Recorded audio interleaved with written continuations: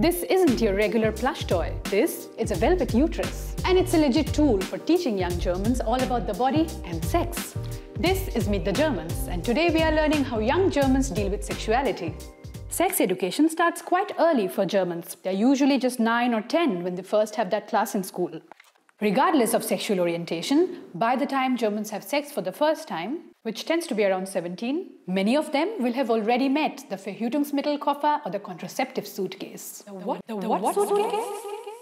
And the German word for sexual intercourse is also quite snappy. Geschlechtsverkehr. Literally, traffic of sex organs.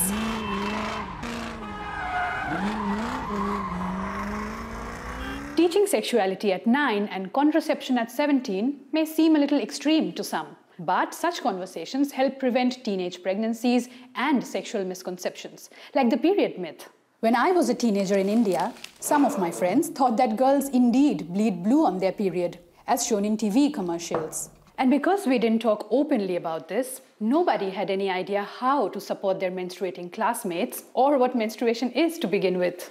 Where I come from, people often fear that teens may have sex too early if they know too much about sex and sexuality. But young Germans prove them wrong. Today, significantly fewer girls and boys aged 14 to 16 say they have had sexual experiences than 10 years ago. While doing it, most Germans, both young and older, and irrespective of their sexual preference, choose the condom over any other contraceptive. It is cheap, easily available, and gets the job done.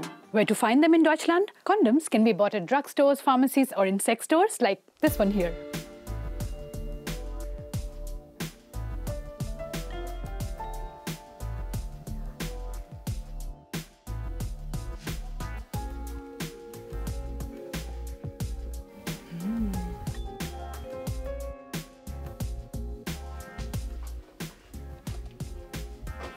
Although I do miss seeing the crazily flavored condoms that you find in India. But what can I say? Different palates after all.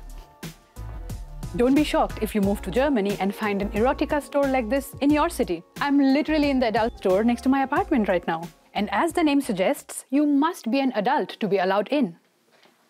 Many Germans aren't shy when it comes to buying sex accessories. And in fact, it was one German, a woman to be specific, who came up with the idea of a sex shop. Beate Uhse opened the world's first specialty store for marital hygiene, aka a sex store in the North German town of Flensburg. The year was 1962 and many people were not ready to handle this. It took Beate decades to be accepted into the German mainstream. Today, the internet has mostly replaced sex shops as a major source of sexual products and information. But some young people still like to ask an actual expert, the analog way. Was sind die häufigsten Fragen, mit denen junge Menschen zu Ihnen kommen? Klassische Fragen, die uns immer wieder begegnen, sind Fragen wie: Tut das erste Mal weh? Wie bekommt man AIDS oder HIV? Aber auch Fragen zur Masturbation. Ist Masturbieren schädlich oder wie häufig darf man masturbieren, dass es gesund ist? Neue Themen, die dazugekommen sind, sind unter anderem, dass zum Beispiel konkret gefragt wird, also wie funktioniert Selbstbefriedigung überhaupt? Und was gibt es da für Sextoys zum Beispiel?